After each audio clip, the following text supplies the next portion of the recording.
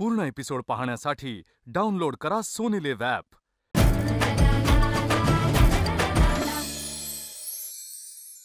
नमस्कार, मी मधुरा। आज काय बनवूया या जगातील सर्वात कठीण प्रश्नाचं उत्तर सोपं करायला मी आली आहे। चला तर मग सुरुवात करूया। आज काय बनवूया?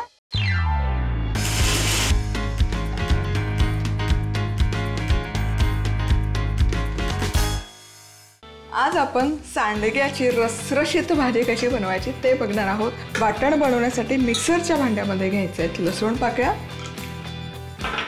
आल्याचे तुकडे, पाव कप किसलेलं सुकं खोबरं, टोमॅटो, कोथिंबीर। आता हे सगळं एकत्र छान वाटून घेऊया। वाटण बनवून तयार आहे। इथे 3 चमचे तेल मी गरम करून घेतलेलं आहे। यामध्ये हे सांडगे घालूयात जे आपण बनवले होते। हे असे तळून घेतलं की त्याची चव छान येते। आता हे सांडगे छानपैकी खरपूस तळून झालेले आहेत। हे काढूयात आपण। आणि हे सांडगे तळत असताना थोडे शेंगदाणे तळायचे, थोडे कढीपत्ता तळायचा आणि हे खायचे। हे असेच तळलेले सांडगे खायला ना अफलातून लागतात। आता सांडगे तळून झाले की हे बाजूला ठेवूयात आणि याच तेलामध्ये आता घालूयात बारीक चिरलेला कांदा। आणि कांदा मस्तपैकी सोनेरी रंगावर परतून घेऊयात। कांद्याला खूप छान सोनेरी रंग यायला सुरुवात झाली की आता यामध्ये हे जे वाटण आपण तयार करून घेतलेलं आहे हे वाटण घालून घेऊयात।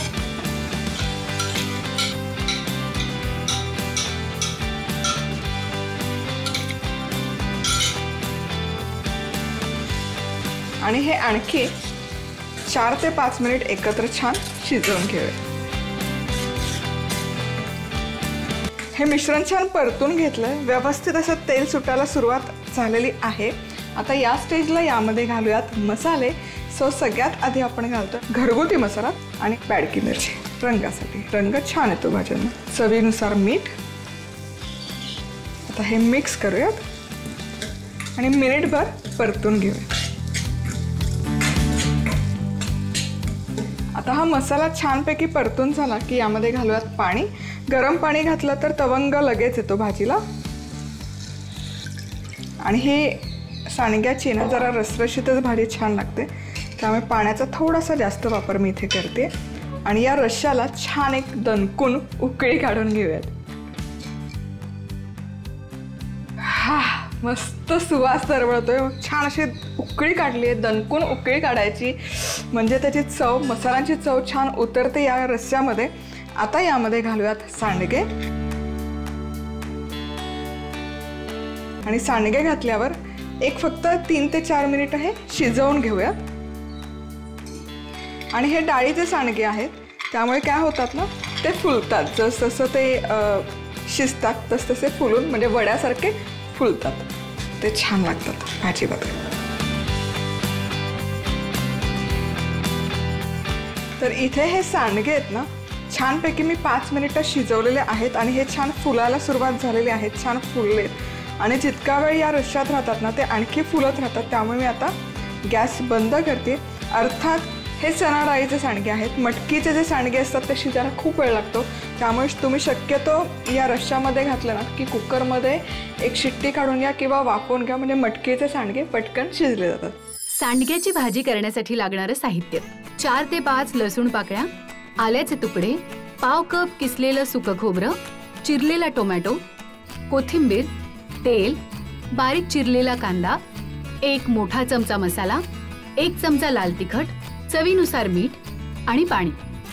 लसूण, आलं, सुकं खोबरं, टोमॅटो, कोथिंबीर एकत्र वाटून घ्यायचं। गरम तेलात सांडगे तळून घ्यायचे आणि बाजूला काढायचे। आता तेलात कांदा सोनेरी होईपर्यंत परतून घ्यायचा आणि त्यात तयार केलेलं वाटण घालून 4 ते 5 मिनिटं हे मिश्रण परतून घ्यायचं। तेल सुटल्यावर मसाला, तिखट, मीठ आणि गरम पाणी घालून उकळी काढायची। आता यात आपण तळून घेतलेले सांडगे घालून शिजवून घ्यायचे। झाली आपली सांडग्याची चमचमीत रस्सा भाजी तयार।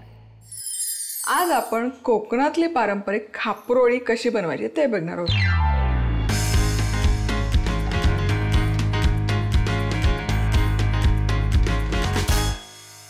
अतिशय मौसूद आणि जाळीदार ही खापरोळी बनते आणि चव भन्नाट लागते. नारळाच्या रसाबरोबर सर्व केले जाते किंवा मग आपली नेहमीची ओल्या नारळाची चटणी त्याबरोबर सर्व केली जाते. सो सगळ्यात आधी आपण याचं पीठ बनवण्यासाठी काय काय प्रोसेस आहे ते बघूया. घ्यायचं आहे 1 कप तांदूळ. मी इथे इंद्रायणी तांदूळ घेतलेला आहे. 1 कपला पाव कप उडदाची डाळ, 2 चमचे चणा डाळ आणि 1 चमचा मेथ्या.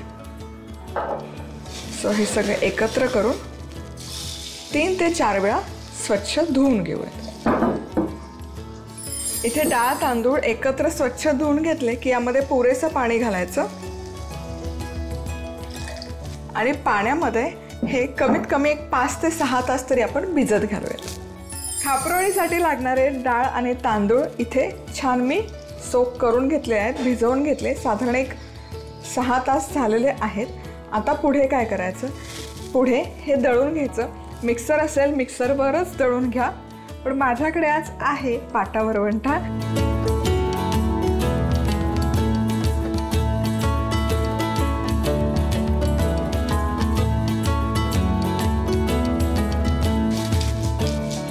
आणि हे छानपैकी असं वाटून झालेलं आहे.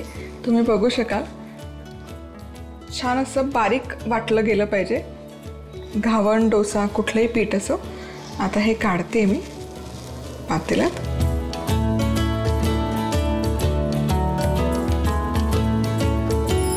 तर हे वाटलेलं मिश्रण मी इथे पातेल्यामध्ये काढून घेतलेलं आहे.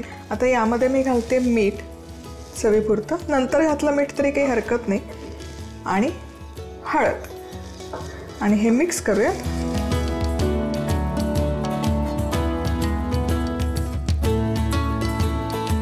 व्यवस्थित मिक्स झालेलं आहे. आता झाकण ठेवायचं आणि हे आपण छान फर्मेंट करून घेऊयात.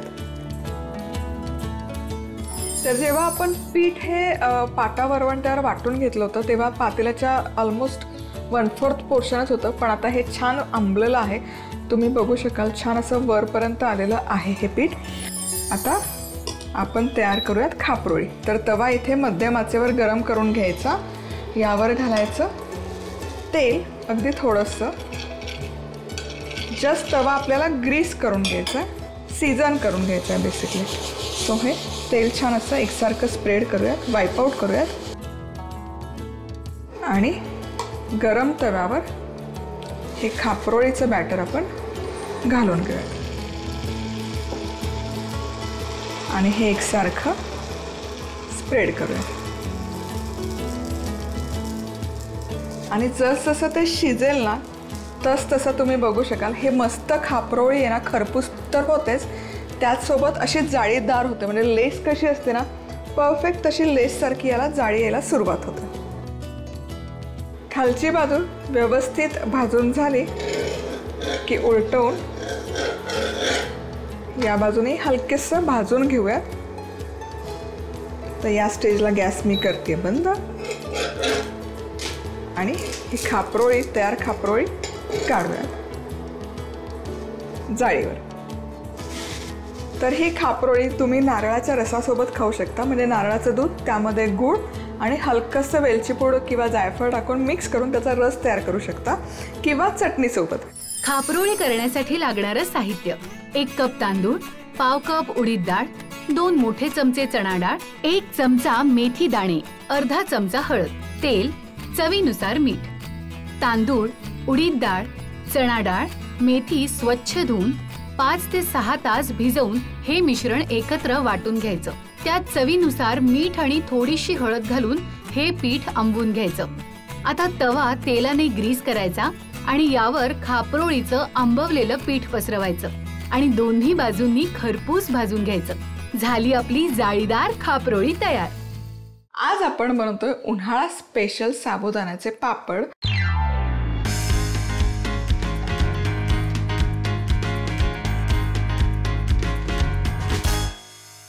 पूर्ण पूर्ण एपिसोड पाहण्यासाठी डाउनलोड करा सोनी लिव्ह ॲप.